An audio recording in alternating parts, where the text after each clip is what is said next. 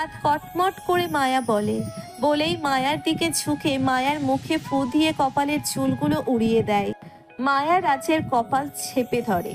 রাজ তাকাই তার দুপাশের কলারের দিকে, বলে, এমনি তোমার ঘুমন্ত মুখের নেশালো দৃশ্য দেখে আমি শেষ।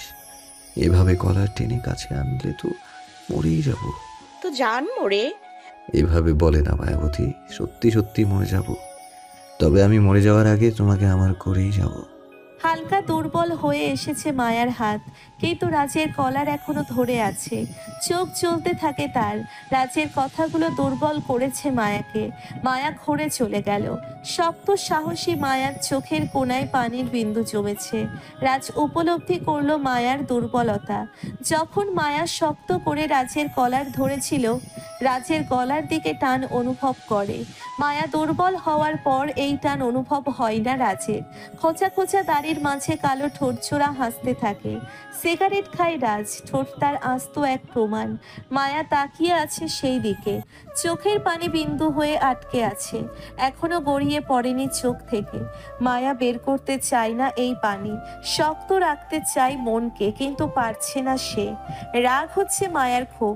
মায়া তো চায় না দুর্বল হতে। এই দুর্বলতার জন্য যে তার হৃদয় হরণ হওয়ার ভয় কাজ করে, মাথায় কাজ করা বন্ধ করে দেয়। মায়ার এই শক্ত মন গড়ার প্রচেষ্টার ভেতরেই রাজ মায়াকে আরো দুর্বল করে দেয়। মায়ার ললাটে এক চুম্বন এঁকে দেয় রাজ, সাথে সাথে চোখ বন্ধ করে নেয় মায়া। চোখের পানি এবার অনিচ্ছায় গড়িয়ে পড়ে মায়ার চোখ থেকে। রাজের ঠোঁটের দূরত্ব অনুভব করতেই মায়া চোখ খোলে, সাথে সাথে ধাক্কা দিয়ে দূরে ঠেলে দেয় রাজকে। বালিশের পাশে থাকা গুলি হাতে নিয়ে তাক করে রাজের দিকে, বলে, আমি আপনার মায়াবতী না মন্ত্রী মশাই, আমি এক হৃদয়হীনা কন্যা। নিজেকে দাউ দাউ করে পুড়িয়েছি আমি, আপনাকে পোড়াতে চাই না, তাই দূরে সরে যান আমার থেকে। ঠোঁটের কোনায় বাঁকা হাসি রেখে রাজ ঘাড়কাত করে তাকায় মায়ার দিকে। নিজের ঠোঁটে নিচে স্লাইড করে রাজ বলে, পুরন্ত মায়াবতীর জখমে মলম লাগানোর কেউ ছিল না, এখন এসে গেছে। মেনে নেওয়া না নেওয়া তোমার ব্যাপার। তোমার এই জখম যেমন আমি সারিয়ে দেব, তোমার হৃদয়ে আমার স্থান আমি করে তুলব।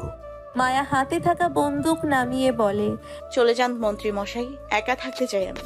রাজ কথা বাড়ায় না, একা থাকতে দেয় মায়াকে। যেতে যেতে বলে, ব্রেকফাস্ট টাইম হয়ে এসেছে, তাড়াতাড়ি চলে এসো, না খেয়ে অপেক্ষা করব আমি। ঘন্টা দুই ধরে গড়গড় করে পড়া ঝর্ণার পানির নিচে বসে গোসল করছে মায়া।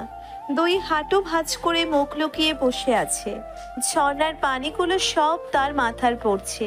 কনকনা শীতে লোকজন যেখানে পানি গরম করে দ্রুত গোসল করে, মায়া সেখানে গিজার অন না করেই গোসল করছে। না, এটা গোসল করা হচ্ছে না, বরং এটা রাগ নিবারণ করা হচ্ছে। চোখের পানি বের করতে চায় না বলে এত চেষ্টা তারপরও আজ সে চোখের পানি বের করেছে। একা একা সব সময় অশ্রু বিসর্জন দিলেও প্রকাশ্যে মায়া তার অশ্রু কাউকে দেখাতে চায় না। কান্না করতে করতে মায়া এবার ফোপাতে শুরু করে। রাগ জেদ সবকিছু মাথায় চেপে বসেছে। মন তো একবার চাচ্ছে রাজকে খুন করতে, আবার খুন করতে হাত উঠালেও ব্যর্থ হয়ে পড়ে। মায়ার এই শক্ত রক্ত মাখা হাত তো কখনো থেমে থাকেনি, আজ কেন এমন হবে? এগুলো মানতে পারছে না মায়া। কিছুক্ষণ এমনভাবে থাকার পর ফোন বেজে ওঠে মায়ার। হাঁটুর ভাঁজে গুজে রাখা মুখ উঁচু করে তাকায় মায়া। অনেকক্ষণ ভেজার কারণে চোখ লাল হয়ে আছে, মুখে ফুটে ওঠে ডেভিল হাসি। সাথে সাথে গোসল সেরে ওঠে মায়া, ড্রেস চেঞ্জ করে ফোনের দিকে তাকায়, দেখতে পায় হাসির কল। মায়া কল ব্যাক করতে যাবে, ঠিক তখনই মায়ার রুম নক করে একজন waiter Raj sir is waiting for your ma'am বলে। হাসিকে কল করে না মায়া, ফোন ছোট টেবিলের উপর রেখে বলে, আসছি আমি। ওকে ম্যাম বলেই রুমের বাইরে দাঁড়িয়ে থাকে মেয়েটি। রাজ যেখানে ব্রেকফাস্ট রেডি রেখেছে সেখানে মায়াকে নিয়ে যাবে, এটা রাজের অর্ডার। মায়া আজ 3 পিস পরেছে, গাঢ় নীল রঙের কারুকাজের কামিজ, সাথে কালো সালোয়ার আর ওড়না। মায়ার উচ্চতা 5 ফুট 6 ইঞ্চি, দেখতে ফর্সা হয়েছে। এই ফর্সা চেহারা হওয়াতে মায়ার আরো বেশি রাগ হয়, কারণ মায়ার মা ছিলেন কালো। লোকে এক দেখাতেই মায়াকে বলে, তুমি তোমার বাবার চেহারা পেয়েছো। রেগে ফেটে পড়ে তখন মায়া। কেন তাকে ওই প্রতারকের মতো রূপ নিয়ে জন্ম নিতে হলো? ওই প্রতারকের জন্যে তার মা আজ তার কাছে নেই। প্রতারকের জন্যে নানা স্ট্রোক করেছে। প্রতারক বাবার জন্যে আজ মায়া পিতৃহীন। আরো অনেক কিছুই আছে যা মায়া এই যাবৎকাল সহ্য করেছে। কক্সবাজারের সূর্যের আলোয় রোদের উত্তাপ বেড়েছে। ফাঁকা নির্জন পরিবেশে গরমের শরীর পুড়িয়ে নেওয়ার মতো হবে নাই বা কেন? গাছপালা নেই, বরং ফাঁকা জায়গায় সূর্যের আলো বেশি প্রভাবিত হয়। ফাঁকা এক নির্জন স্থানে বড় টেবিল সাজানো ভিন্ন খাদ্যে, মাথার উপর সুন্দরভাবে ডিজাইন করা কাপড় দিয়ে ঢাকা, যা 4টি খুঁটির সাহায্যে বেঁধে রাখা। খুঁটির গায়ে মোড়ানো গোলাপি ও সাদা রঙের বেলুন। মাটির ওপর দিয়ে ছড়ানো ছিটানো আছে গোলাপ ও রজনীগন্ধা। মায়া গার্ডদের নিয়ে এন্ট্রি নেয় রাজের পাঠানো ওয়েটারের সঙ্গে করে। মায়ার আগমনে রাজের হার্টবিট শুরু হয়। রাজ উল্টো দিকে ফেরা থাকে। মায়ার এক এক পা বৃদ্ধির সাথে রাজ ফিল করে তার হার্টবিট আরো বেশি ফাস্ট হতে থাকে। চোখ বন্ধ করে ম্লান হেসে রাজ ফিল করতে থাকে মায়ার এক একটি পায়ের শব্দ। উঁচু হিলের শব্দ যেন বাড়ছে আর মায়া তার অতি নিকটে আসছে। মায়া এসে টেবিলের সামনে দাঁড়ায়। টেবিলের আড়াআড়ি স্থানে বসে আছে পিয়াস ও মৌ। মায়া তাদের দিকে তাকিয়ে বলে, good morning sweet couple. Very good morning ma'am. Don't call me ma'am, আমি তোমার বোনের মতোই। মায়ার মিষ্টি হেসে বলে। মৌ মিষ্টি হাসি দেয়। মায়া সেদিকে তাকিয়ে থাকে। মৌ আর মায়ার কথার পিঠে যেন চোখে চোখে ভিন্ন কোনো কথার আদান প্রদান চলছে। রাজ লক্ষ্য করে বিষয়টি, কিন্তু খুব বেশি গুরুত্ব না দিয়ে বলে, মায়াবতীর আগমন, শুভেচ্ছায় স্বাগতম। কঠিন চোখে তাকিয়ে থাকে মায়া। এই দৃষ্টিতে না আছে কোনো ভালোবাসা আর না আছে কোনো ঘৃণা, শুধু আছে লুকিয়ে থাকার প্রচেষ্টা। রাজ মায়ার কাছে পা দোলাতে দোলাতে হেঁটে আসে। মায়ার চোখে চোখ রেখে রহস্য কণ্ঠে বলে, এই চোখ মিথ্যা কিছু বোঝাতে চাইলেও আমি আমার মায়াবতীর চোখ খুব ভালো করেই পড়তে পারি। বলেই চোখ টিপ দেয় রাজ। তারপর আঙ্গুল দিয়ে তুড়ি বাঁচিয়ে ইশারা করে ওয়েটারকে। ওয়েটার এসে খাবার দিতে থাকে সবাইকে। এখানে যেন খাবার খাওয়া কম, চোখে চোখে কথা বেশি। রাজ পিয়াসকে কিছু ইশারা করছে তো মায়া মৌকে। আবার মায়া রাজ একে অপরের চোখে চোখ রেখে খাবারে মন দিতে থাকে। সর্দার বাড়ির সবাই একসাথে খাবার টেবিলে বসেছে। যারা গেছে বাবার বাসায়, কাল আসবে। রাজ আসার সময় হয়ে এসেছে, তাকেও তো তাড়াতাড়ি আসতে হবে। শিয়া, হিয়া ও মিলি মিলে এক সারিতে বসেছে, অন্য সারিতে রুদ্র, সোনালী, মালিনী বসেছে। টেবিলের ওপর 2 কর্নারে মুখোমুখি 2 ভাই। সার্ভেন্ট এসে খাবার দিচ্ছে। রুদ্রের চোখ হিয়ার দিকে। হিয়া তার খাওয়ায় মনোযোগ দিচ্ছে। চশমার ফাঁকে তাকিয়ে দেখতে থাকে রুদ্রকে। সেই দৃষ্টি বুঝতে অবগত হয় না আশপাশের লোকজন। খাওয়ার মাঝে মাহমুদ সর্দার বলেন, বাবা রুদ্র, তোমার তো গ্র্যাজুয়েশন শেষ, আবার বয়স বেড়েছে। এখন এমন ঘোরাফেরা করলে হবে? ভবিষ্যৎ নিয়েও তো ভাবতে হবে।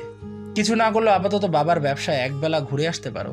রুদ্র হেয়ালি ভাব নিয়ে বলে, বাবা তো আছেই দেখার জন্য, আমার এখনো ইচ্ছা নেই কিছু করার। জাস্ট চিল করতে চাই। মোহন সর্দার ক্ষিপ্ত হয়ে বলেন, পার্ট 13। এক অপদার্থ জন্ম দিয়েছি আমি, কোনো কাজের না। রুদ্র বাঁকা হেসে বলে, পদার্থ জন্ম দিয়েও ধরে রাখতে অক্ষম তুমি। তোমার মুখে এসব মানায় না, আসছি আমি। সবাই তাকিয়ে আছে রুদ্রের দিকে।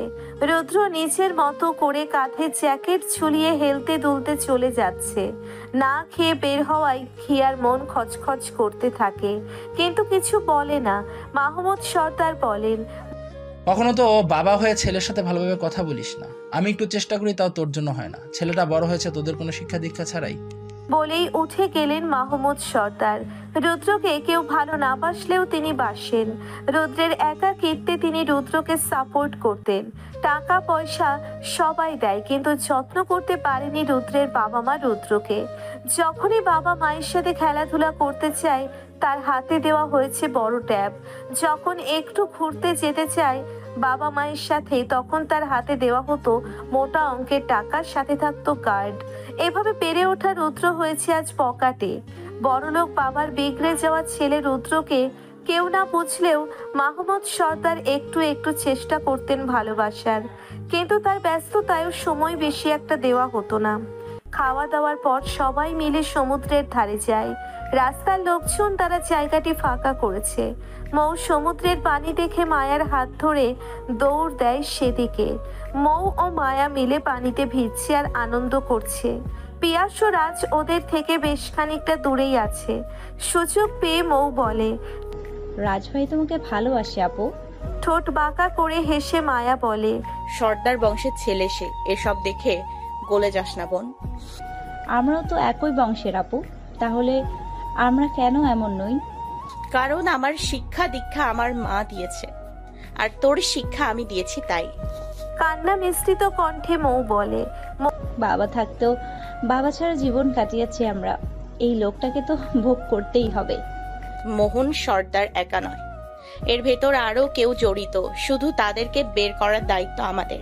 মৌ দূরে পিয়াসের দিকে তাকিয়ে বলে, উদ্দেশ্য সাধনের জন্যই তো আমরা দুই বোন ট্র্যাপ করেছি এদেরকে, আর আমাদের ট্র্যাপ কাজে লেগেছে। তোমারটা কখন কাজ করবে? মায়া রাজের দিকে তাকিয়ে দেখতে থাকে রাজকে। সূর্যের আলো চোখে পড়েছে। শীতের ভিতরেও এই সূর্যের তাপ অতিমাত্রায় জ্বালা দিচ্ছে। রাজ ঘামছে তাতেই।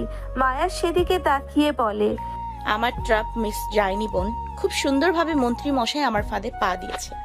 বলেই মায়া ও মৌ হাসতে থাকে। দুই বোনের কথোপকথন শুনতে পায় না কেউ। মায়া পিয়াসের দিকে তাকিয়ে মৌকে বলে, পিয়াস ছেলেটা ভালো, ও অনেক ইনোসেন্ট, তোকে সর্বোচ্চ দিয়ে ভালোবাসে। তুইও ওকে খুব ভালোবাসিস, এটাকেই বলে ভালোবাসার পূর্ণতা। মৌ দুটি হাতে পানি নিয়ে আবার নিচে ফেলে। এভাবে খেলতে খেলতে বলে, পিয়াস আমার সেই ভালোবাসা যেটা অনেক সাধনার পর আমি পেয়েছি। হতে পারে আমার স্ট্যাটাসের সাথে পিয়াস যায় না, কিন্তু ভালোবাসার কাছে স্ট্যাটাস ফিকে আপু। মায়া মজা করে বলে, হ্যাঁ, সেই তো ইনোসেন্ট। তোর পাতানো নকল বাবা মাকে গুলি দেখিয়ে বিয়ে করলো, বেচারা বুঝলো না যে তুই ওকে বিয়ে করতে হাত পেতেছিলি। হ্যাঁ, নকল বাবা মাকে নকল গুলি দেখিয়ে বিয়ে, এটা যে আমার কাছে কতটা ফানি লেগেছিল তোমাকে কি বলবো। বলেই হেসে দেয় মৌ। মায়া অনেকদিন পর বোনের সাথে মন খুলে কথা বলছে। এই কয়দিনে তেমন কথা বলতে পারেনি। রাজ ও পিয়াস নিজেদের মতো কথা বলে এগিয়ে আসে মায়া ও মৌয়ের দিকে। রাজ বলে, হানিমুনে এসে যদি বর রেখে বোনকে সময় দেয়, এটা কেমন হানিমুন মায়াবতী? বোন মানে? এই দেখো পিউ বেবি, তোমার বউ তো তোতলায়। আরে মায়াবতী তো তোমার বোনের মতোই। আন্টি, ফুফু, মামি, চাচি এগুলো নিশ্চয়ই হবে না? হাঁপ ছেড়ে বাঁচে মৌ, বলে, ও আসলে ম্যামকে বোন বলেছে তো তাই। নিজেদের মধ্যে কিসের ম্যাম? তুমি ওকে আপু বলেই রাখবে। হতে পারে আমার মায়াবতী একজন সফল নারী, তাই বয়স একটু বেশি, তবে আমার থেকে কিন্তু তার এজ ডিফারেন্ট অনেক, তাই না মায়াবতী? মিছিল হেসে মায়া বলে, হ্যাঁ নিশ্চয়ই, আমাকে নির্দ্বিধায় আপু বলতে পারো। তোমার কাছ থেকে ম্যাম শুনতে আমার ভালো লাগছে না। এটাই তো হওয়ার। মায়া রাজের দিকে তাকিয়ে বলে। মানে? রাজ বুক পকেটে গোজা সানগ্লাস বের করে চোখে দিয়ে বলে, মানে এই যে মায়াবতী খুব উদার। বলেই রাজ মায়ার হাত ধরে সমুদ্রের আরো একটু গভীরে যায়। সমুদ্রের স্রোত কিছু সময় পরপর এসে তাদেরকে ছুঁয়ে দিয়ে যাচ্ছে। মায়ার বাহু রাজের হাতের মুঠোয়। মায়া তাকিয়ে আছে রাজের দিকে। রাজ নিজের হাতে পানি নিয়ে মায়ার দিকে ছুঁড়ে মারে। মায়া নাক মুখ ছিটকে ফেলে। রাজ ঠোঁটে দুষ্টু হাসি ফুটিয়ে বলে, বিয়ের আগেই প্রিয় হানিমুন, এনজয় মায়াবতী। মায়া রাজের কাছে এসে রাজের কানের গোড়ায় নিজের ঠোঁট কিছুটা দূরত্বে রেখে বলে, enjoy with your fake dream মন্ত্রী মশাই। বলেই চলে যেতে নেয় মায়া। রাজ মায়ার বাম হাতের বাহু ধরে টান দিয়ে নিজের দিকে ফিরিয়ে আনে। মায়ার কোমরে শক্ত করে জড়িয়ে ধরে সবাইকে উদ্দেশ্য করে বলে, বাচ্চারা চোখ বন্ধ করো, তোমাদের মন্ত্রী মশাই এবার প্রেম করবে। রাজের কথায় সবাই চোখ বন্ধ করে। এবার আর পিয়াস চোখ খুলে রাখেনি। নিজে তো চোখ বন্ধ রেখেছে, সাথে মোয়ের চোখটাও হাত দিয়ে বন্ধ করে দেয়। চারপাশে পানির স্রোত বাড়ছে আবার কমছে। শীতের বাতাস চারপাশ থেকে একটু একটু আসতে থাকে। হাঁটু ভিজিয়ে দিয়ে যাচ্ছে মায়া ও রাজকে। মায়ার চোখ তার মন্ত্রী মশাইয়ের দিকে। রাজের বুক বরাবর মায়ার দুই হাত লেপ্টে আছে। হার্টবিট বৃদ্ধি পাচ্ছে মায়ার। রাজ চোখের পাতা একবার বন্ধ করে সেকেন্ড কয়েক পর খুলে তাকায় মায়ার দিকে। নিচের ঠোঁট মায়ার দিকে এগিয়ে দিতে থাকে। মায়া চোখ বন্ধ করে নেয়। রাজ ঠোঁট এগিয়ে মায়ার কানের দিকে এগিয়ে আসে। অতঃপর বলে, মন্ত্রী মশাইয়ের চুমু এত ভালো লাগে মায়াবতী? আস্তে আস্তে এতটাই অভ্যস্ত হয়ে গেছো যে আজ নিজে থেকেই চোখ বন্ধ করেছো। সাথে সাথে চোখ খুলে তাকায় মায়া।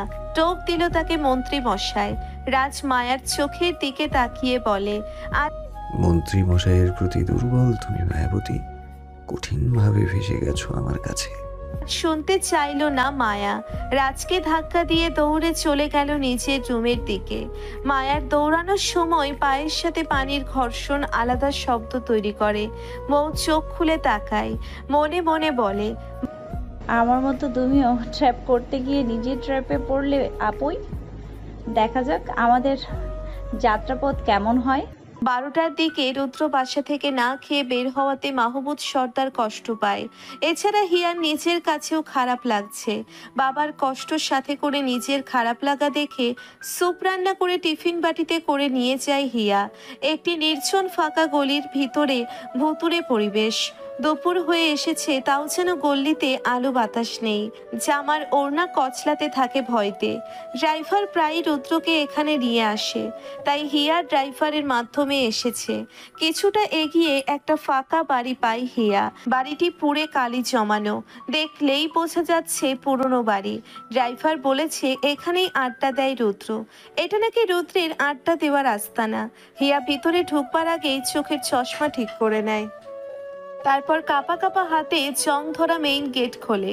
প্রথমে চিকন এক ঘর, তারপর বড় ফাঁকা ঘর। সেই ঘরে আছে একটি টেবিল আর কয়েকটি চেয়ার।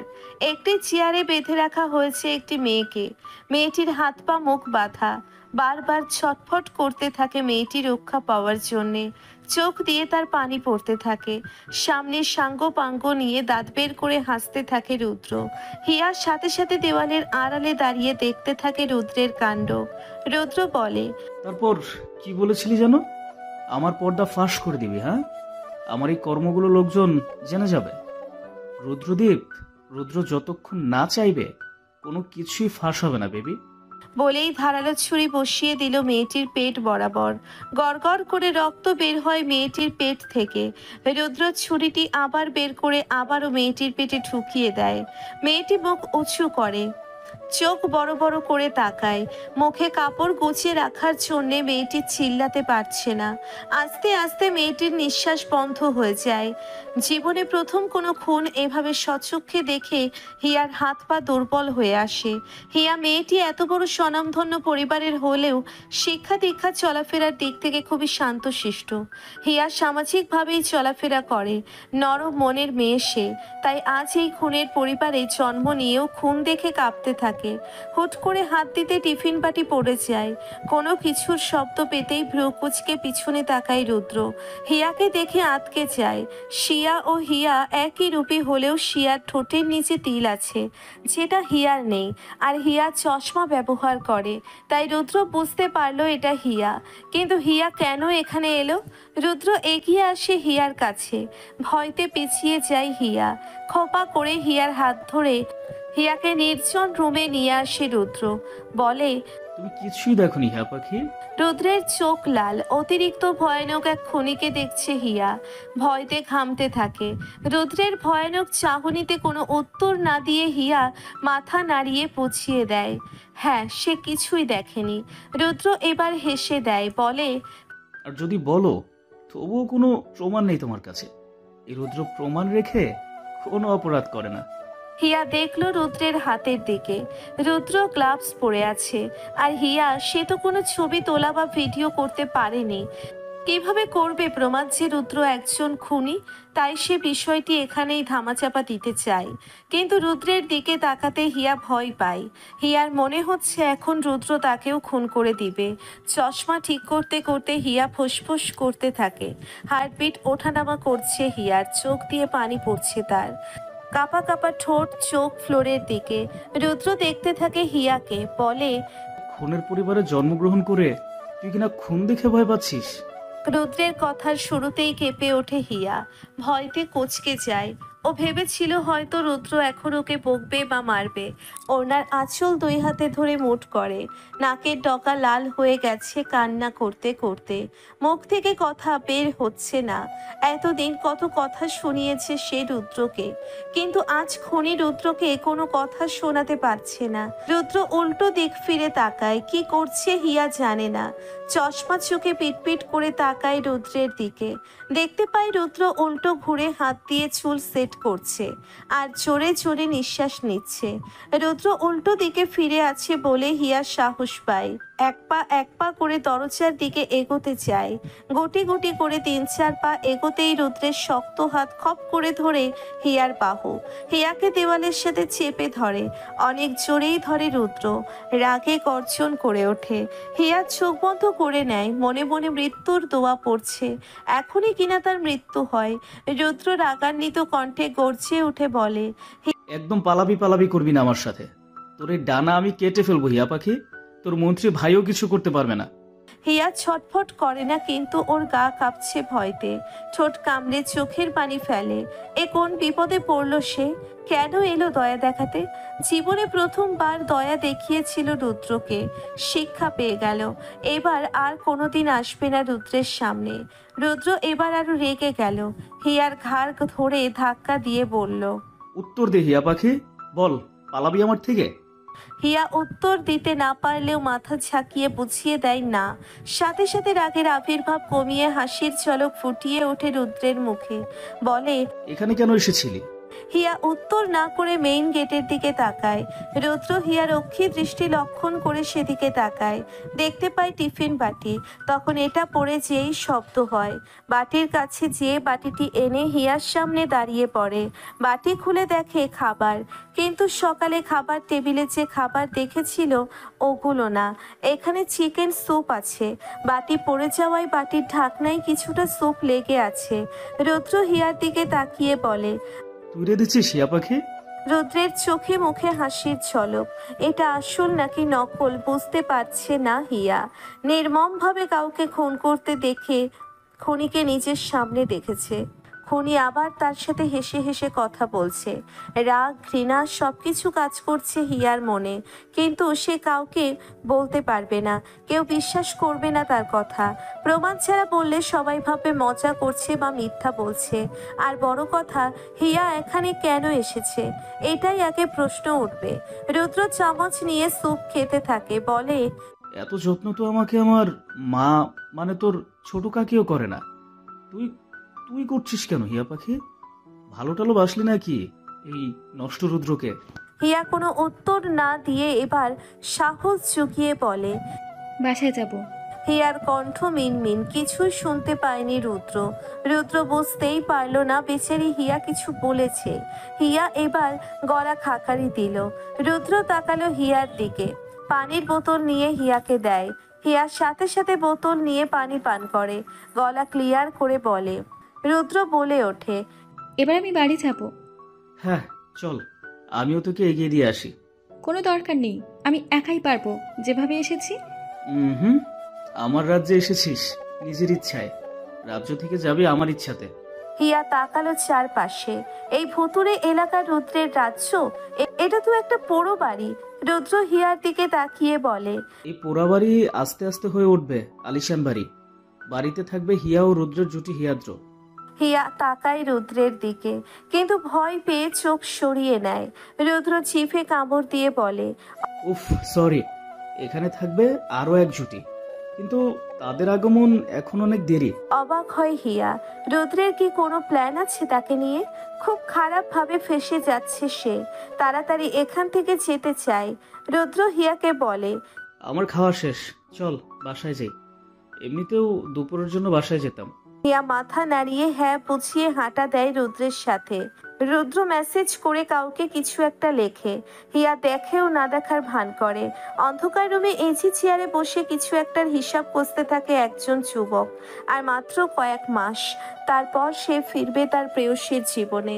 প্রেয়সীর ছবিগুলোর দিকে তাকিয়ে আছে ভালোবাসার নয়নে। বলে, আমার অপেক্ষার সময় শেষ হতে যাচ্ছে। তুমি রেডি থেকো মাই লাভ। খুব শীঘ্রই তোমার স্বপ্নের ভুবনে আলাপ হবে আমার সাথে। বলতে না বলতেই একটি মেসেজ আসে তার ফোনে। মেসেজটি রুদ্রের দেওয়া। ঠোঁট কামড়ে হেসে বলে, তোর প্রেয়সী তো তাও ফিতু, কিন্তু আমার প্রেয়সী তো চতুর। ওকে বসে আনা আমার জন্য একটু কষ্টকর। রুদ্রের রিটার্ন মেসেজ আসে। Don't worry, she will be your. যুবকটি হেসে বলে, শি ইজ অনলি মাই প্রেয়সী, শুধু আমার হবে, আর কারো না। বলেই হাসতে থাকে এই ফাঁকা রুমে। মায়া সোফায় বসে ল্যাপটপে কাজ করছে। ঢাকার ফ্যাক্টরির ইনফরমেশন নিতে থাকে তার পিএর থেকে। ইনফরমেশন নেওয়া হয়ে গেলে মায়া ল্যাপটপে কিছু গ্রাফিক্সের কাজ করে। এগুলো তার কোম্পানির হাইপ বাড়ানোর জন্য। কিছু অ্যাডের জন্য পোস্টার লাগবে। মায়া নিজেই এসবে পারদর্শী। এছাড়া আরও ভিন্ন কাজ আছে যেগুলো কেউ জানে না। কোম্পানির ড্রেসের সাথে মিলিয়ে কোন অ্যাড ভালো মানাবে এটা চুজ করতে করতে লক্ষ্য করে তার রুমের দরজায় দাঁড়িয়ে আছে রাজ। মুখে তার হাসি। মায়ার তাকানো দেখে রাজ বলে, মন্ত্রী মশাইয়ের প্রতি দুর্বল তুমি মায়াবতী। ভেরি গুড আফটারনুন মন্ত্রী মশাই। রাজ মায়ার পাশে এসে বসে। মায়া ল্যাপটপে না দেখে মায়ার চোখের দিকে তাকিয়ে ল্যাপটপ বন্ধ করে দেয়। তারপর বলে, চলো last date of pre honeymoon complete করি। নট ইন্টারেস্টেড, আমার অনেক কাজ পড়ে আছে। কাল তো আমরা ঢাকাতে যাচ্ছি, ওখানেই না হয় কাজ শুরু করো। আচ্ছা, এছাড়া ঢাকাতে তো আছে তোমার চামচা, যা হয় ফট করে কল দিয়ে আমার প্রেমের 12টা বাজিয়ে বিবিসি নিউজ বলতে থাকে। মায়া মুখে বিরক্তি ফুটিয়ে বলে, রাজ নিউজ তো আপনাকে আর আমাকে নিয়েও বের হয়েছে, খবর দেখেননি তাই জানে না। বিভিন্ন চ্যানেলে ও সংবাদ পত্রিকায় গোটা গোটা অক্ষরে লেখা, মন্ত্রী শাহমীর রাজ ও ফ্যাশন হাউজের অনার মেহরুন জাহান মায়া, এদের মধ্যে কিছু তো আছে বলে ধারণা করা হয়েছে। যা ডোন্ট কেয়ার ভাব নিয়ে বলে, আছে তো আমাদের ভেতরে অনেক কিছুই, তুমি আমার একটা কবুল বলার অপেক্ষা। যা আছে তা আমি দেখে নিব। মায়া তাকাই রাজের দিকে। একটু রসালো সুরে রাজকে বলে, জনগণদের মুখ বন্ধ না হয় পাওয়ার দিয়ে কি করবেন? আপনার ঘরের লোকেদের কি করবেন? স্পেশালি আপনার যারা বেবি। রাজ সোফায় মাথা হেলিয়ে দেয়। দুই দিকে দুই হাত ছড়িয়ে বলে, মনে করে দিলে তো আমার যারা বেবির কথা। ওর জন্য অবশ্যই একটা গিফট নিব বলেছিলাম। আই থিঙ্ক তোমার থেকে বেটার গিফট ওর জন্য কিছুই না। মায়া কটমট চোখে বলে, আমি কারো গিফট নই। আমার রাস্তায় কেউ একবার পা দিতে আসলে তার পা আমি এখানেই আগুন দিয়ে পুড়িয়ে ছারখার করে দিব। রাজ কিছু চিন্তা করার অভিনয় করে বলে, আমি ভাবছি, না না, আমি কল্পনা করছি তোমার হাতে বড় এক গরম লোহা, তার সাথে আলিঙ্গন করছে আমার যারা বেবির পা। উপস, কি ধামাকা এক মোমেন্ট হয়ে যাবে। রাজের কথা শুনে মায়া নিজেই এবার হেসে দেয়। রাজ ভুল কিছু কল্পনা করেনি। মায়া কখনো নিজের জিনিস অন্যকে ভাগ করবে না। উল্টে তার জীবনে কেউ তৃতীয় ব্যক্তি হয়ে আসলে মায়া তাকে শেষ করে দিবে। রাজ মায়ার দিকে কিছুক্ষণ তাকিয়ে অতঃপর বলে, অনেক হয়েছে, চলো আজ আমরা জঙ্গলের দিকে যাব। ওখানেই রাতে আনন্দ করব। আমার প্রিয় বেবি আছে ওখানে। বেচারা হানিমুন করতে এসে শান্তি মতো বউকে সময় দিচ্ছে না, খালি বসের জন্য দৌড়াদৌড়ি করতে থাকে। মায়া রাজের দিকে তাকিয়ে একটি তাঁবু ও কিছু জিনিসপত্র প্যাক করে নেয়। তারপর দুজনে মিলে একসাথে রওনা হয় জঙ্গলের দিকে। পিয়াস ও মৌ আগেই সেখানে আছে কিছু সংখ্যক গার্ড নিয়ে, আর বাকি গার্ড রাজ ও মায়ার সাথে আছে। মায়া রাজের সাথে হাঁটতে হাঁটতে একটি মেসেজ পায়। সেখানে লেখা, মোহন সর্দার is now in middle position. His all product are fake. এখন তার প্রোডাক্ট কোনো দোকান বা সুপার শপ ক্রয় করতে ইচ্ছুক নয়। মেসেজটি দেখে স্মিত হাসে মায়া। যে কাজটি সে করতে পারেনি সেই কাজটি অন্য কেউ করে দিচ্ছে, কিন্তু কে করছে এটা জানতে হবে। মায়ার শুভাকাঙ্ক্ষী যে সে এখন দেশের বাইরে, আপাতত তাকে মায়া এসবের থেকে দূরেই রেখেছে। মায়া রিপ্লাই দেয়, try to find her or him. I want to know all information. Here জ্বর এসেছে, জ্বরে কাঁপাকাঁপি করে রাতে ঔষধ খেয়ে ঘুমিয়ে গেছে। হিয়ার দুই পাশে দুই বোন শিয়া ও মিলি বসে আছে। রুদ্র হিয়াকে বাসায় নিয়ে গেছিল আর ফিরেছে রাতে। বাসায় এসে সোনালীর কাছে শুনতে পেল হিয়া অসুস্থ। তাড়াতাড়ি করে দৌড়ে চলে গেল হিয়ার ঘরে। হিয়াকে ঘুমন্ত অবস্থায় মায়াবী লাগছে। রুদ্র তাকিয়ে থাকে হিয়ার মুখপানে, অতঃপর মিলিকে বলে, কতক্ষণ ধরে ওর এই অবস্থা? মিলি রুদ্রকে দেখে বলে, বিকাল থেকেই। ওই যে তোমার সাথে বাসায় এসেছিল তখন থেকে এই অবস্থা। ডক্টর দেখিয়েছে? আরে না, জ্বরের ঔষধ দেওয়া হয়েছে, ঠিক হয়ে যাবে। খুব বড় ডক্টর হয়েছিস তুই, হ্যাঁ? মিলি খেপে গিয়ে বলে, আমি ডাক্তার না হই, হবু ডক্টর। তাও আমি না হলেও শিয়া। ডক্টর আর হবু ডক্টর আলাদা। শিয়া এবার মুখ খোলে বলে, এক্সকিউজ মি ভাইয়া, আমাকে কি কোনোভাবে অপমান করলে? আমি খুব ভালোভাবে স্টাডি করছি, এসব বিষয়ে আমি অভিজ্ঞতা রাখি। আমি আবার কখন তোকে অপমান করলাম? যা সর, দেখতে দে আমার হিয়া পাখিকে। মিলি উঠে দাঁড়ায়, তারপর টিটকিরি দিয়ে বলে, আসছে আমায় হিয়া পাখি বলতে। তোকে দুই চোখে সহ্য করতে পারে না ও। তোর কাছে জিজ্ঞাসা করেছি? জিজ্ঞাসা করবে কেন, সত্যিটা আমি নিজেই বলে দিলাম। একটু বেশি বলিস তুই, দেখিস তোর কপালে সাইকো জুটবে। মিলি চোখ ছোট ছোট করে বলে, যেন তুমি জেনে রেখেছো আমি কাকে বিয়ে করব। ভাই হই তোর, খোঁজ তো নিতেই হবে।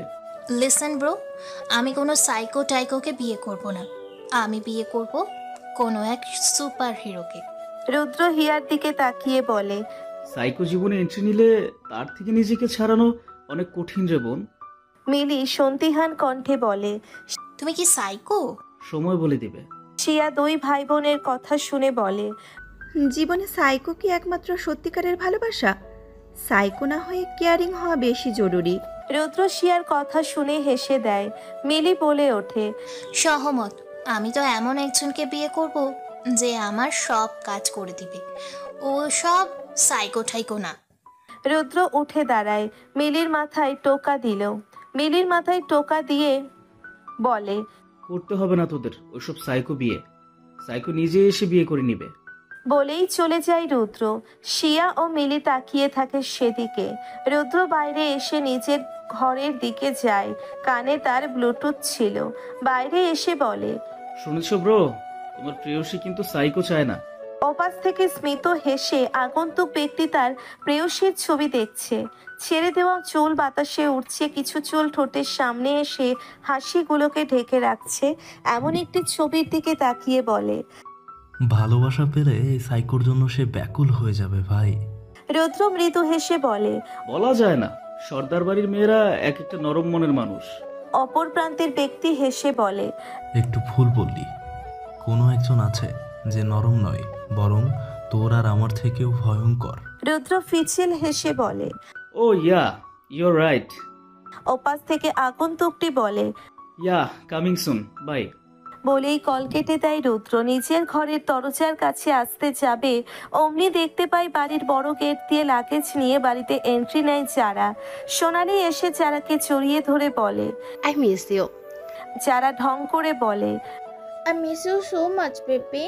রুদ্র এবার ঢং দেখে বাঁকা হেসে বলে, এই এলো আরেক নর্তকী। উফ, মন্ত্রী মশাই এর যারা বেবি। বলেই ঘরে ঢুকে যায়। তাঁবু দিয়ে জঙ্গল সাজানো হয়েছে। আজ মায়া, রাজ ও অন্যান্যরা এই জঙ্গলে থাকবে। মিউজিক বক্সে গান বাজছে, অন্যদিকে সি ফিশ পোড়ানো হচ্ছে। সবাই একসাথে হয়ে মাঝখানে আগুন চালানো হয়েছে। মায়া, বউ ও রাজ পিয়াস এক জায়গায় বসে আগুনের তাপ নিতে থাকে। রাজ মায়ার দিকে তাকিয়ে বলে, শোনো পিউ বেবি, এখানে তোমরা হানিমুন করতে এসেছো, এভাবে ফ্যামিলি গেট টুগেদার না। তুমি এমন হলে তো তোমার বউ অন্যের হয়ে যাবে। পিয়াস মিনিট 2 রাজের দিকে তাকিয়ে থেকে বুঝতে পারে রাজ কি বলতে চাইছে। আশেপাশে গার্ডরা দূরে দূরে দাঁড়িয়ে আছে। পিয়াস এসে মৌকে নিয়ে একটু অন্য দিকে যায়। ওদের যাওয়ার পরপরই রাজ মায়ার গা ঘেঁষে বসে। মায়া রাজের দিকে তাকিয়ে বলে, এভাবে গা ঘেঁষে বসার মানে কি? দূরে গিয়ে বসুন। রাজ মাথা ঝাঁকিয়ে বলে, আরো কাছাকাছি আসবো। তোমার আমার যতদিন যাবে তত দূরত্ব ঘুচাবে। আপনার ভুল ধারণা একদিন ভেঙে যাবে। আমি ভুল ধারণা নিয়ে বাঁচি না। ভুল ধারণা কার ভেঙে যায় এটা শুধু সময়ের অপেক্ষায় বুঝবে। মায়া রহস্যজনক হাসি দিয়ে আগুনের দিকে তাকিয়ে বলে, আপনার কি মনে হয় মন্ত্রী মশাই আমি মায়া অবুঝ? তুমি অবুঝ হলে তোমার প্রেমে আমি পড়তাম নাকি? আমি তো ভালোবাসি এক প্রমত্ত অঙ্গনাকে। বলেই মায়ের মুখের দিকে তাকিয়ে থাকে রাজ। রাজের এহেন কথা শুনে রাজের মুখপানে তাকিয়ে থাকে মায়া। তাকে প্রমত্ত অঙ্গনা বলল রাজ। এর মানে কি? এই রাজ কি সব জানে? না তো, রাজের কিছুই জানার কথা না। রাজ হেসে গলা উঁচিয়ে ডাক দেয় পিয়াসকে, বলে, তাড়াতাড়ি আমার গিটার নিয়ে আসো। মায়া অবাক হয়, এই মন্ত্রী মশাই গিটার আনতে বলছে কেন? পিয়াস গিটার আনতেই রাজ গিটার বাজতে থাকে। তারপর বলে, রাজের এই গান মনোযোগ দিয়ে শুনতে থাকে মায়া। মায়ের কাছে গানটি এমনিতেই প্রিয়, কারণ গানের কথাগুলো মায়ের সাথে মিশে আছে। মায়া নিজেও তো একা, তার জীবনেও কোনো একজন প্রয়োজন, কিন্তু সে চায় না এমন লোক। রাজ চোখ বন্ধ করে গান গাইতে থাকে। গান গাওয়া শেষ করেও চোখ বন্ধ রেখেই নিঃশ্বাস নেয়। মায়া তাকিয়ে আছে সেদিকে। রাজ চোখ বন্ধ অবস্থায় দুষ্টু হেসে বলে, এভাবে তাকিও না মায়াবতী, দুর্বলতা আমাকে গ্রাস করবে। এমনিতেও অজান্তে তুমিও রাজের প্রেমে ফেঁসেছ, কিন্তু তুমি আমার জিদ্দি মায়াবতী। মায়া চোখ সরিয়ে নেয়, বলে, আপনার প্রতি দুর্বলতা হওয়ার মতো একটি কাজও আপনি করেননি মন্ত্রী মশাই। চোখ খুলে রাজ মায়ার দিকে ঝুঁকে করুণ কণ্ঠে বলে, এইভাবে বলতে পারলে তুমি? গুরুত্বপূর্ণ কাজ বাদ দিয়ে 1 সপ্তাহের জন্য সুপার গ্লু হয়ে ঘুরছি তোমার পিছনে। গরম পানি ঢেলে ছাড়িয়ে নিচ্ছ তুমি, আবার বলছো কিছুই করিনি। মায়ের ঠোঁটে মিথ্যে হাসি ঝুলিয়ে রহস্যজনক লোক নিয়ে বলে, মায়াকে সস্তা ভাবছেন আপনি। রাজ মায়ার চোখে চোখ রেখে বলে, মায়াবতীকে আমি কোনো পণ্য মনে করি না। সে একমাত্র নিখুঁত ভালোবাসার উত্তরাধিকার। কাউকে পণ্য মনে করলেই তার দাম দর করা যায়। আমি তোমাকে পণ্য নয়, বরং আমার জীবনের ধন্য হিসেবে পেতে চাই। মায়া এবার কোমল চাহনি দিল রাজের দিকে। এই রাজ তার জন্য খুন করেছে, আবার এই রাজ তার জন্য কাজ বাদ দিয়েছে। এই রাজ তার জন্য অনেক কিছুই করছে যেটা কেউ করেনি। রাজের সাথে নিজের প্রতি সত্যিকারের ভালোবাসা দেখছে মায়া, কিন্তু সে নিরুপায়। ওই বংশে যেতে চায় না সে তো দূর থেকেই করতে চায় ওদের ধ্বংস, কিন্তু উপায় নেই বলেই রাজকে নিজের চাবিকাঠি হিসেবে বেছে নিল। কিন্তু রাজের জন্যে বানানো ফাঁদে সে নিজেও পা দিচ্ছে। এটা কিভাবে মেনে নিবে? রাজ মায়ার এই শীতল চাহনি দেখে এখনই মায়ার চোখ থেকে অশ্রু বর্ষণ হবে, যেটা মায়া কাউকে দেখাতে চায় না। তাই রাজ সবাইকে বলে, বাচ্চারা চোখ বন্ধ করো, তোমাদের মন্ত্রী মশাই এখন প্রেম করবে। কিছুটা রসিক সুরেই বলে কথাটি। সবাই সাথে সাথে চোখ বন্ধ করে। রাজ মায়ার মাথার পিছনে হাত দিয়ে মায়ার মুখ এগিয়ে নিয়ে আসে। অতঃপর মায়াকে নিজের বক্ষে লুকিয়ে রেখে বলে, মায়াবতীর কান্না পাচ্ছে এখন, যেটা সে কাউকে দেখতে দিবে না। তাহলে আমি কি করে পারি মায়াবতীর ইচ্ছা অপূর্ণ রাখতে? কান্না করো মায়াবতী, মন খুলে কান্না করো। তোমার এই কান্না দেখবে না কেউ, তোমার মন্ত্রী মশাইও দেখবে না। তোমার মন্ত্রী মশাই পূরণ করবে তার মায়াবতীর ইচ্ছা। রাজের কথাগুলো শুনে মায়ার চোখ থেকে সত্যি সত্যি পানি বের হয়, কিন্তু রাজের শেষ কথাতে রহস্যের আভাস পায় মায়া। রাজ পূরণ করবে তার মায়াবতীর ইচ্ছে। এই কথাটির উদ্দেশ্য কি? রাজ মায়ার মাথায় হাত দিয়ে বলে, আমার পাঞ্জাবি ভিজিয়ে দিলে তো তোমার চোখের পানিতে? এখন যে আমার বুকের শীতল উষ্ণতার বৃদ্ধি পাচ্ছে, প্রাকৃতিক বাতাস ও মায়াবতীর চোখের পানির মিশ্রণে তৈরি এই শীতল অনুভূতি আমার যে এবার প্রেমের আবির্ভাব বাড়িয়ে দিচ্ছে। মায়ার সাথে সাথে রাজার বুক থেকে উঠে বলে, লুচু মন্ত্রী মশাই। দেখো, কত শত মন্ত্রী তার বউ রেখে এদিক ওদিক দৌড়োয়, তারপরও তাদেরকে কেউ লুচু বলতে পারে না। আর আমি আমার এক আসক্তি মায়াবতীর পিছনে দৌড়িয়েও শুনছি লুচু। এই দুঃখ আমি কই রাখবো? মায়া এবার চড়ে চড়েই হেসে দেয়। রাজ তাকায় সেদিকে, অতঃপর তাকায় বাকি গার্ডদের দিকে। সবাই চোখ বন্ধ করে আছে। পিয়াস ও মৌ তারাও চোখ বন্ধ করে আছে। এদিকে যারা মাছ পোড়াতে থাকে তারা চোখে হাত দিয়ে আছে। রাজ তাদের দিকে তাকিয়ে বলে, এইভাবে মন্ত্রীর প্রেমের জন্য অপেক্ষা করতে করতে তো মন্ত্রীর রাতের ভোজ নষ্ট করছো। মাছ তো একেবারে কয়লা হয়ে যাবে। রাজের কথাগুলো শ্রবণ হতেই সবাই বুঝতে পারলো মন্ত্রীমশাইয়ের প্রেম শেষ। এখন তারা প্রকৃতি দেখতে পারবে। সবাই চোখ খুললেও পিয়াস খোলে না, বলে, আপনার প্রেম করা কি শেষ বস? মৌ মিটি মিটি হাসতে থাকে। পিয়াস যে রাজকে খেপাতে এটা বলেছে এই বিষয়ে রাজও সবাই ধারণা রাখে। পাশে থাকা কমলা লেবু হাতে নিয়ে ছুঁড়ে মারে পিয়াসের মাথায়, বলে, মন্ত্রীর প্রেম নিয়ে রসিকতা করো তুমি, তোমাকে তো হানিমুন থেকে বয়কট করা উচিত। পিয়াস চোখ খোলে। লেবু ছুঁড়ে মারাতে ব্যথা পায় না পিয়াস কিন্তু রাজের এমন কথা শুনে সে হেসে দেয়, বলে, আমাকে মধুচন্ডিমায় করতে দিবেন বলেও মধুচন্ডিমায় নিয়ে এলেন, বয়কট করেও বা কি? এসব তো হয়েই গেছে। ছোটকাটা কথাবার্তা না বললেই কি নয়? ভাবছি ঢাকায় ব্যাক করে তোমাকে আমার সাথে 1 মাস রাখবো। এক ছাদের নিচে তুমি আর আমি পুরো 1 মাস সংসার করব। পিয়াস মুখ ভোতা করে বলে, আর আমার বউ?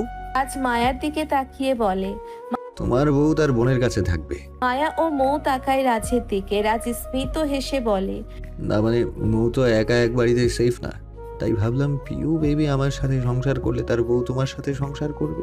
মায়া রাজকে প্রশ্ন করে, এভাবে ভালোবাসার দূরত্ব করিয়ে কি লাভ?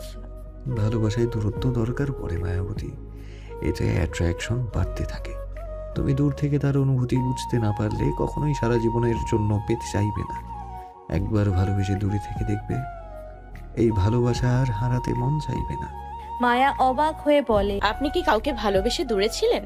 রাজ মাথা নাড়িয়ে বুঝিয়ে দিল, যার অর্থ হ্যাঁ। মায়া এমন ইঙ্গিত দেখে অন্য রকমের অনুভূতি পায়। তার মনে হয় কেউ তার হৃদয়ে পাথর নিক্ষেপ করছে। সে যেন আবারও একাকিত্ব বোধ করছে। এখন মনে মনে আওড়ায়, তাহলে আমি মন্ত্রী মশাইয়ের জীবনে দ্বিতীয় নারী। সবাই মিলে পোড়ানো মাছ খেয়ে নেয়, তারপর ঘুমানোর প্রিপারেশন করবে। কাল শেষ দিন চট্টগ্রামে, পরের দিনই চলে যাবে ঢাকা। যে যার যার তাঁবুর দিকে চলে যায়। মায়া তাঁবুর চেইন খুলতেই ওখানে কিছু একটা নড়ে ওঠে। রাজ মায়ার পিছনেই দাঁড়িয়ে আছে। মায়া পকেট থেকে ফোন বের করে লাইট জ্বালিয়ে তাঁবুর দিকে তাকায়। পিয়াস উকি দিয়ে দেখতে থাকে। মৌ পিয়াসের উকি দেওয়া দেখে বলে, এভাবে উকি দিয়ে কি দেখছো? পিয়াস মৌয়ের দিকে তাকিয়ে বলে, বসের প্রেম দেখবো?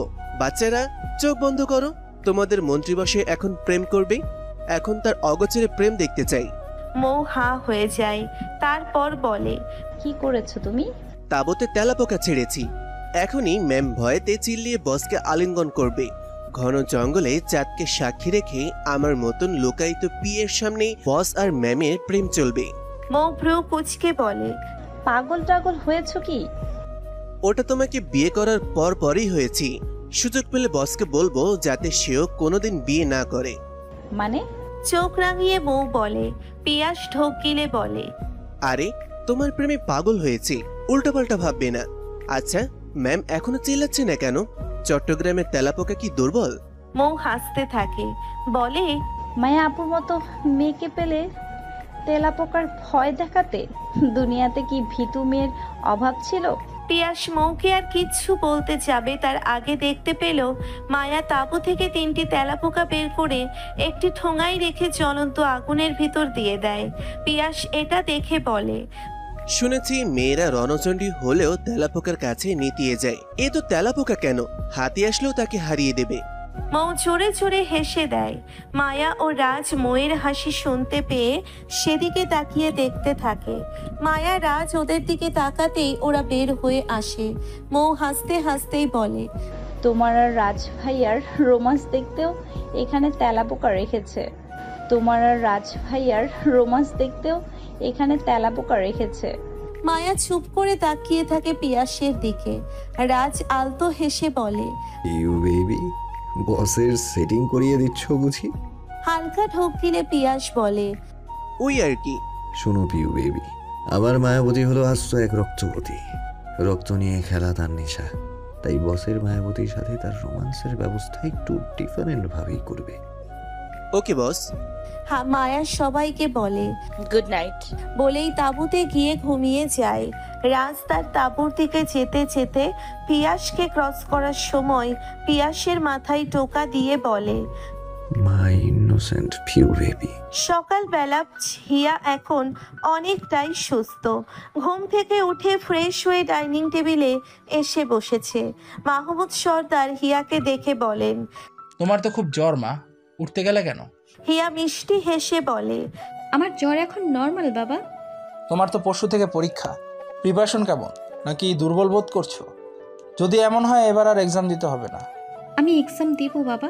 আমি কি শিয়ার মতো নাকি যে এখন ডাক্তার হব বলে ভালো রেজাল্ট করতে হবে? আমি তো নর্মাল পাশ করলেই হ্যাপি। হিয়ার কথায় সবাই হেসে দেয়। সবাই জানে হিয়া পড়াশোনাতে পিছিয়ে, কিন্তু কোনো ক্লাস গ্যাপ দিবে না। সবার হাসির মাঝে সেখানে উপস্থিত হয় রুদ্র। অন্য দিক থেকে আসে মিলি ও যারা। রুদ্রকে চেয়ার টেনে বসতে দেখ হিয়া একবার রুদ্রের দিকে তাকায়। কোনো প্রতিক্রিয়া না দেখিয়ে হিয়া খাওয়া দাওয়ায় মন দেয়। যারাকে দেখে শিয়া বলে, তুমি কখন এসেছো যারা আপু? তোমার তো কালকে আসার কথা ছিল। যারা একটু বিদেশি কণ্ঠ নিয়ে বলে, রাতেই চলে এসেছে। কাল তো আমার রাজ বেবি আসবে, তাই আমিও চলে এসেছি। তোর রাজবেবি কি বলেছিল তোকে আসতে? যারা অপমান বোধ করে সোনালি এসে বলে, রুদ্র এভাবে বলো না, যারা অনেক ভালোবাসে আমাদের রাজকে। তো ভালোবাসি কিনা এটা একবারও শুনেছো? নিজেদের থেকে তো উৎসাহ বাড়িয়ে দিচ্ছ। মালিনী রুদ্রের দিকে এগিয়ে এসে বলে, ও আর কি বলবে, ও তোর কাজ নিয়ে ব্যস্ত থাকে। এই যে গেল ঘুরতে আমাদের ফোন তো একবারও ধরেই না, এত ব্যস্ততা। কিন্তু এখন বিয়ে করাতে হবে। আমি ভাবছি মন্ত্রীর সাথে একজন স্মার্ট মেয়ে না হলে হয় না। আমাদের জানা অনেক স্মার্ট, ওর সাথে রাজকে খুব মানাবে।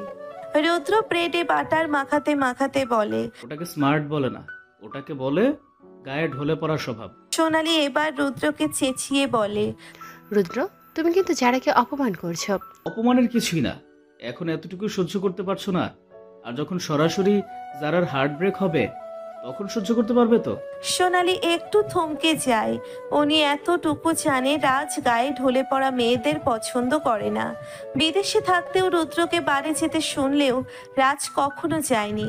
মালিনী রাজের খোঁজ নিলে জানতে পারত রাজ বাসায় বই পড়ছে বা ল্যাপটপে কোনো শিক্ষণীয় ভিডিও দেখছে। সোনালির ভাবনার মাঝেই মালিনী এসে সোনালির কাঁধে হাত রেখে বলে, যারা বিদেশে পড়াশোনা করেছে এগুলো নর্মাল ব্যাপার। যারা তো আর সব ছেলেদের মতো কথা বলে না, ও শুধু রাজের জন্য পাগলামি করে। আমরা শিখিয়ে দেব রাজের মন জয় কিভাবে করতে হয়। মালিনীর কথা শুনে সোনালি শান্তি পায়। মনে মনে শয়তানি বুদ্ধি করে ফেলে। সোনালির উদ্দেশ্য রাজের থেকে এই বাড়ি নেওয়া, তাই তো যারাকে এই বাড়িতে রেখেছে। রাজ থাকবে তার বাংলোতে। রাজের সব কিছু তো আর তার চাই না। এই পুরো বাড়িটা নিজের করে স্বামী সন্তান নিয়ে থাকবে। যারা আর রাজ না হয় বাংলোতে। এবার এই গ্যাদারিং ভালো লাগে না, এনার এই গ্যাদারিং ভালো লাগে না। আর তার থেকেও বড় কথা, এই পরিবারের লোকজনের চলাচল তার থেকে বিপরীতে। সোনালি জালার দিকে তাকিয়ে শয়তানি হাসি দেয়, যা দেখে যারা নিজেও এক ভ্রু উঁচু করে মিষ্টি হাসি দেয়। শাশুড়ি তো রাজি, আর কি লাগে তার। রুদ্র দুজনের দিকে তাকিয়েই আলতো হাসি দিতে থাকে। মাহমুদ সর্দারকে বলে, বুঝলে বড় বাবা? মাহমুদ সর্দার খাওয়া থামিয়ে তাকায় রুদ্রের দিকে। রুদ্র বলে, জীবনে অনেক কিছু দেখার আছে, এখনই যেন হাঁফিয়ে যেও না, পিকচার আভি বাকি হ্যাঁ। মাহমুদ সর্দার মজা করে বলেন, কিন্তু কিছু পপকর্নের ব্যবস্থা করে দিও, দেখবো আর খাবো। বাচ্চারা সবাই মিলে হেসে দেয়। পরিবারের সাথে থাকার কারণে হিয়ার এখন আর ভয় লাগছে না, কিন্তু মনে মনে বলে, আমি আপনার মুখোশ খুলে দিব রুদ্র ভাই। এদিকে মায়া ও রাজ চলে আসে রিসোর্টে। সন্ধ্যায় মায়া ও রাজের দাওয়াত আসে। মিডিয়াতে পাবলিক হওয়ার পর থেকে সবাই দেখা করার জন্য অনেক রিকোয়েস্ট করছে, তাই রাজ সকালেই হাজির হয় রিসোর্টে। সকাল সকাল মিডিয়ার লোকদের কিছু উত্তর দিয়ে রাতের দাওয়াত খেতে যাবে। দাওয়াত এসেছে মায়ার আশ্রম থেকে। মায়ার আশ্রমের কর্মী যখন জানতে পারে মায়া এবার মন্ত্রীর সাথে ট্যুরে এসেছে, তখনই সবাই মিলে তোলপাড় শুরু করেছে। রিসোর্টের সামনে 4-5টি গাড়ি শো করে এসে ধুলোবালির মিশ্রণ তৈরি করে। গাড়ির আগমন দেখেই মিডিয়ার লোক মাইক ক্যামেরা নিয়ে তাদের দিকে এগিয়ে যায়। তাই সমস্ত ধুলোবালি তাদের দিকেই এগিয়ে আসে। দূর থেকে তাদের এই অবস্থা দেখে হেসে দেয় কিছু ক্ষুদ্র জনগণ। তাদের মুখ থেকে বের হয় টাকার জন্যে মানুষ উচ্চ শিক্ষা অর্জন করলেও সহ্য করতে হয় অনেক কিছুই। গাড়ি থেকে বের হয় স্যুটবুট পরা রাজের ওপর প্রান্ত থেকে জানালা খুলে বের হয় মায়া। মায়ার পরনে গাঢ় নীল রঙের গাউন। গাড়ি থেকে বের হয়ে চোখের সানগ্লাস খুলে সবার দিকে তাকিয়ে দেখতে থাকে মায়া। মুখে ঝুলিয়ে ওঠে মিষ্টি হাসি। এই সব কিছুই লাইভ ভিডিও চলছিল। সর্দার পরিবার ঢাকা থেকেই লাইভ দেখছে। রাজের গাড়িতে এত বড় মাল্টিন্যাশনাল কোম্পানির মেয়েকে তাও এত সকাল সকাল দেখে অবাক হয় যারা ও মালিনী। সোনালি। রুদ্র ঠোঁট প্রসারিত করে হেসে দেয়। হিয়া শিয়ার দিকে তাকিয়ে বলে, নতুন ভাবির আগমন শুভেচ্ছায় স্বাগতম। আস্তে করেই বলে কথাগুলো। রুদ্রের পাশে মিলি আর তার পিছনে শিয়া ও হিয়া। মিলির চোখ ছোট ছোট করে বলে, কিসের ভাবি? ভাবি তো আমাদের সাথে বাসায় আছে। তোর ঘরে বুদ্ধি থাকলেই তো হতোই, দেখতে থাক কি হয়। মিলি মুখ ভেঙচি কেটে মনোযোগ দেয় লাইভ দেখতে। মাহমুদ সর্দার টিভির সাউন্ড বাড়িয়ে দেন। মায়া ও রাজকে একসাথে বের হতে দেখে মিডিয়ার লোক ধুলোবালি গেলার পরও তাদের কাছে যায়। কিছুক্ষণ সাক্ষাৎ করে একজন সাংবাদিক বলে, আপনাদের এই সাপ্তাহিক ভ্রমণে তাও একসাথে, এটা লোক জানাজানি হওয়ার পর অনেকে অনেক কিছুই ভাববে। আপনাদের কি আদৌ এমন কোনো সম্পর্ক আছে? রাজ সানগ্লাস পরা ছিল। যেই সাংবাদিক এমন কথা বলে রাস্তার দিকে তাকিয়ে বলে, এটা আমি এখন বলতে চাই না, তবে যদি এমন কিছু থেকে থাকে তাহলে আপনারা খোঁজ পেয়ে যাবেন। রাজের উত্তরে হ্যাঁ বা না কোনোটি প্রকাশ পায় না। আরেকজন সাংবাদিক বলে, আপনাদের পরিচয় কিভাবে হয়? একই শহরে একই গন্তব্যের দুই বাসিন্দা আমরা, আমাদের কি আলাদা পরিচয় দরকার? সাংবাদিক হেসে দেয়। রাজের ইনডাইরেক্ট উত্তরগুলো তারা আগে থেকেই আশা করে রেখেছিল। কোনো ব্যক্তি তার জীবন নিয়ে সরাসরি কনভারসেশন করে না, কিন্তু তাদের কোম্পানি তাদের এসব প্রমোট করতেই তো পাঠিয়ে দেয়। তাই বাধ্য হয়ে টাকার চেহারা দেখে আসলো নিউজ বাদ দিয়ে এদের কীর্তিকলাপ শুনতে এসেছে। তাই বাধ্য হয়ে টাকার চেহারা দেখে আসল নিউজ বাদ দিয়ে এদের কীর্তিকলাপ শুনতে এসেছে। একজন মেয়ে সাংবাদিক মায়ার দিকে মাইক নিয়ে বলে, আপনার জীবনের সফলতার এই জার্নি আমাদের সাথে একটু শেয়ার করুন ম্যাম। মায়া মিষ্টি হেসে বলে, আমি যদি এখন আপনাকে প্রশ্ন করি আপনি কিভাবে এই মিডিয়াতে সফলতা পেয়েছেন, বলতে পারবেন ফুল ডিটেল? সাংবাদিক থতমত খেয়ে যায়। এদের কাজ হলো অন্যের বিষয়ে হস্তক্ষেপ করা, তাদের বিষয় কেউ করে না। তারপরও বলে, হায়ার স্টাডি করে ইন্টারভিউ দিয়ে কিছু ট্রেনিং এইভাবেই। মায়া এবার নিজের দিকে মাইক নিয়ে বলে, প্রত্যেকটা মানুষের জীবনের সফলতার শুরু হয় বিদ্যার সূত্র দিয়ে। যতটা বিদ্যা অর্জন করবে ততটা সফলতা পাবে। আপনি যেমন একটা সাবজেক্ট নিয়ে স্টাডি করে এই পজিশনে, আমিও তেমন আমার স্টাডি কমপ্লিট করে এই পজিশনে। কেউ কথা বাড়ায় না। মায়া কাউকে বলতে চায় না এই সক্ষমতা তাদের পারিবারিক ব্যবসা, মানে নানা ভাইয়ের ফ্যাক্টরি থেকে শুরু। বললে আস্তে আস্তে সব প্রকাশ পাবে। এতে তার উদ্দেশ্য কখনো সফল হবে না। সে তো এই পজিশনে এসেছে সারদার বাড়িকে বরবাদ করতে। যারা মায়াকে আজ প্রথম দেখলো তাই সে প্রশ্ন করে, রাজ বেবির সাথে এই মেয়েটিকে?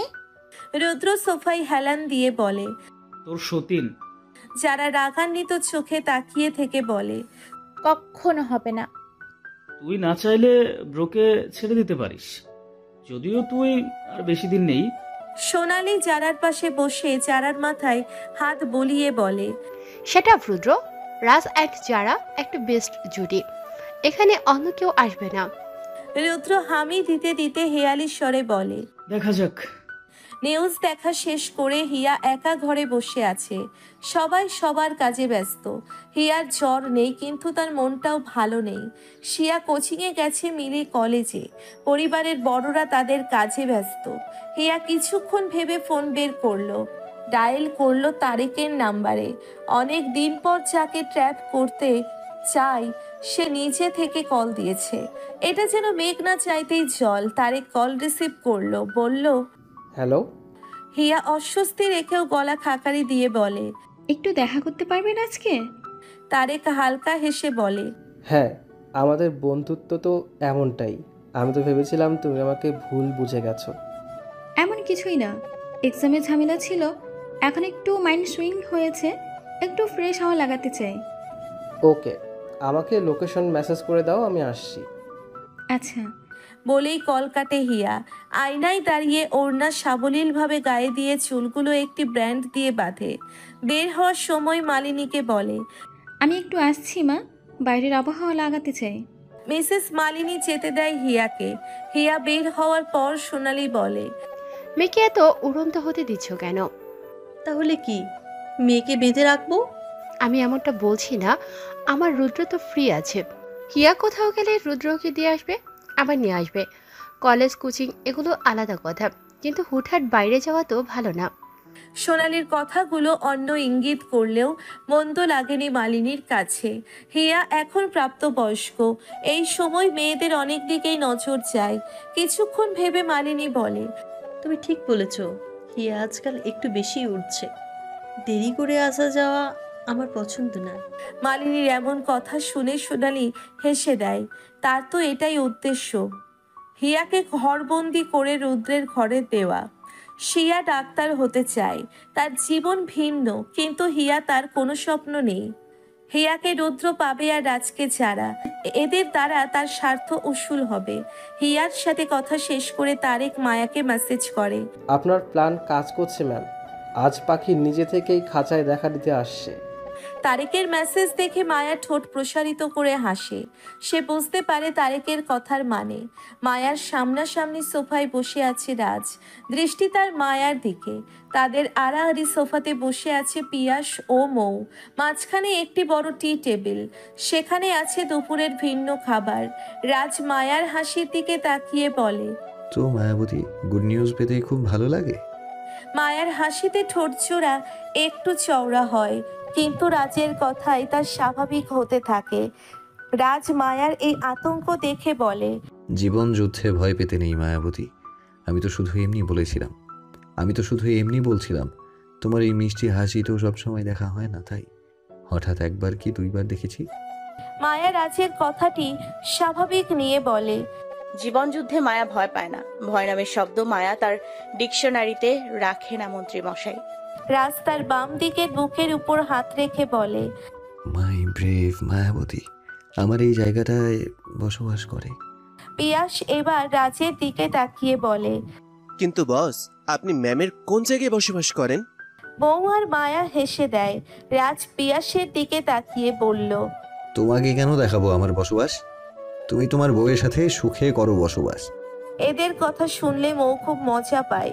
মৌ রাজকে বলে, আপনি একমাত্র সেই ব্যক্তি যে পিয়াসকে সঠিকভাবে শায়েস্তা করতে পারেন। রাজ নিজের এত ভালো সুনাম শুনে বলে, আমার থেকে ট্রেনিং নিও। তোমার বর সুবিধার না, ওকে টাইট দিয়ে রাখতে হয়। পিয়াস এবার মুখটা বিড়ালের মতো করে রাখে। মৌ তো হো হো করে হাসতে থাকে। এই রাত যেমন পিয়াসকে আগলে রাখে, ঠিক তেমন পিয়াসকে পচাতে থাকে। মায়া এদের কনভারসেশন শুনে এবার ব্যাগ থেকে ল্যাপটপ বের করে। রাস্তার ঢাকার লোকেদের সাথে কনভারসেশন করতে থাকে। কোথায় কার কি হয়েছে এসব খোঁজ নিতে থাকে রাজ। মায়া ল্যাপটপে দেখছে তার ফ্যাক্টরির নতুন ড্রেসগুলোর সাথে কোন হিরোইনের অ্যাড বেশি ভালো মানাবে। হিয়াও তারেক এসে বসেছে একটি কফি হাউসে। দুজনের সামনে কফি, আর এক কফি নিয়ে চুমুক দিলেও হিয়া কফি হাতেও নেয় না। তার কেমন যেন লাগছে। এতদিন তো রুদ্রের সাথে চা শেয়ার করতো, সব সময় তার কয়েক চুমুক পরেই রুদ্র সেই কাপে চুমুক দিত, তারপর বলতো, তোর এই চায়ের কাপটা আমার একটা নেশা, এখানে আছে তোর ভালোবাসা। হিয়া কল্পনা করতে থাকে মুহূর্ত। ভাবতে ভাবতেই হিয়ার চোখ দিয়ে গড়িয়ে পড়ে অশ্রুকণা। চারকোনা চিকন চশমার ভেতর দিয়ে বয়ে যাওয়া অশ্রু দেখতে পেল তারেক। টেবিলে থাকা টিস্যু বক্স থেকে একটি টিস্যু নিয়ে হিয়ার সামনে ধরল। হিয়া তাকালো সেদিকে। তারেক বলে, জীবনের যে নিজেকে প্রিয় ব্যক্তির জায়গা করে নেয় সে হাজারো তিক্ত কাজ করলেও প্রিয় থেকে যায়। হিয়া তারেকের হাত থেকে টিস্যু নিয়ে চোখের পানি মুছে বলে, এটা নর্মাল অ্যালার্জি, বেশি কিছু না। আমি কি বলেছি বেশি কিছু? হিয়া আমতা আমতা করতে করতে বলে, না মানে? বন্ধুত্বের সম্পর্ক আমাদের হিয়া, এখানে এমন ইনসিকিউর হওয়ার তো কথা নয়। হিয়া হালকা হাসি দেখায়, বলে, ঠিকই বলেছেন আপনি, আমাদের বন্ধুত্বে কোনো ত্রুটি নেই। তুমি কিন্তু আমাকে বন্ধুত্বের দাবিতেই ডেকেছ। আমি তোমার বর্তমান অবস্থা সম্পর্কে অবগত নই, কিন্তু তোমার মন খারাপ সম্পর্কে অবগত, কারণ একজন মানুষের মন খারাপের সময় তার বন্ধুত্বের সাপোর্ট লাগে। ঠিক বলেছেন আপনি, আসলে আমার এখন একটু বন্ধুত্বের প্রয়োজন। আমার সাথে মেশার কেউ নেই, সবাই যে যার মতো ব্যস্ত। আমি আমার একমাত্র সঙ্গী আমার উপন্যাসকে বেছে নিয়েছিলাম, কিন্তু এখন ওখানেও মন বসতে চায় না। যদি কিছু মনে না করো তাহলে আমাকে কি শেয়ার করা যাবে? হিয়া মাথা নাড়িয়ে হ্যাঁ বোঝায়, তারপর বলে, আসলে আমি একজন ভুল মানুষের প্রতি আপ্লুত হয়েছি। মানুষটির যত প্রকার সাইড আমি দেখেছি সবই জঘন্য। আমি তাকে একটাও ভালো কাজ করতে দেখিনি। মেয়ে নিয়ে ঘুরতে দেখেছি, মেয়েদের সাথে বাড়ি যেতে দেখেছি, মেয়েদের সাথে ফুর্তি করা তার স্বভাব। এখন তো আবার তাকে বলেও বলতে পারল না হিয়া। ফোন করা শব্দটি ব্যবহার করতে কেমন দ্বিধা লাগছে তার মাঝে। তারেক বলে, কি হলো, কি দেখেছিলে? আছে কিছু একটা, কিন্তু এগুলো দেখে তার উপর ঘৃণা ধরে গেছে।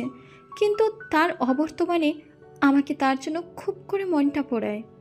তারেক হিয়ার চোখের দিকে তাকিয়ে বলে, এটাকে কি বলে জানো? হিয়া মাথা নাড়িয়ে বুঝিয়ে দিল না। তারেক বলে, মনের গহীনে তাহার বসবাস। হিয়া অবাক নয়নে তাকিয়ে বলে, কিন্তু হিয়ার কিছু বলার আগে তারেক বলে,